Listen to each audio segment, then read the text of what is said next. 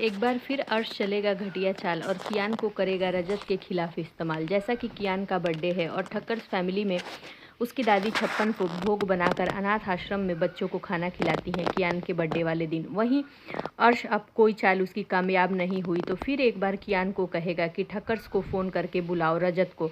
और वहीं जैसा कि रजत तुम्हें और तुम्हारी माँ को परेशान करके छोड़ दिया था तो उसका बदला लेना ही होगा। जहाँ कियान समझता नहीं है और रजत को कॉल करके कहता है कि पापा आज मेरा बर्थडे है और आप सभी आना, जिस पर रजत बहुत खुश हो जाता है और सारे लोग वहाँ पहुँचते हैं बर्थडे में। जहाँ कियान फिर एक बार रजत की बेइज्जती करता है और वहीं सई अपनी बहन को देखकर खुश होता है। जहाँ रजत ये सब देखकर गुस्से में हो जाता है क्योंकि उसे अंदाज़ा भी नहीं होता कि अर्श ये सब करने के लिए वहाँ बुला रहा है।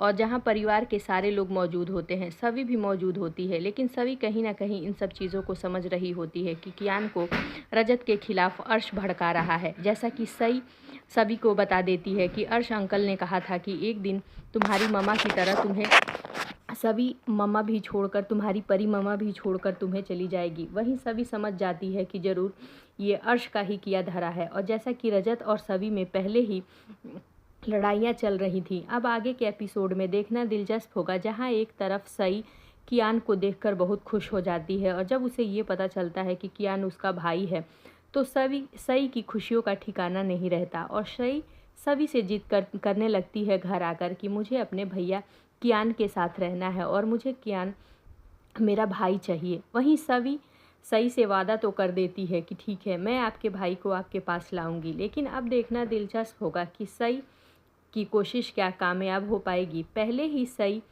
तारा को लेकर काफ़ी मुसीबतों में पड़ी हुई है। घर वालों को सच्चाई नहीं बता रही कि वो किससे मिलने जा रही है, लेकिन सभी तारा के पति से मिलने जा रही है। अब आगे के एपिसोड काफ़ी धमाकेदार होंगे, जहां एक के बाद एक सभी गलतफहमी का शिकार होती जाएगी और रजत उससे सभी से और नफरत करते जाएगा। अब देखना दिलचस्प होगा कि सभी इन सब मुसीबतों के बावजूद भी कैसे अपने मकसद में कामयाब होती है।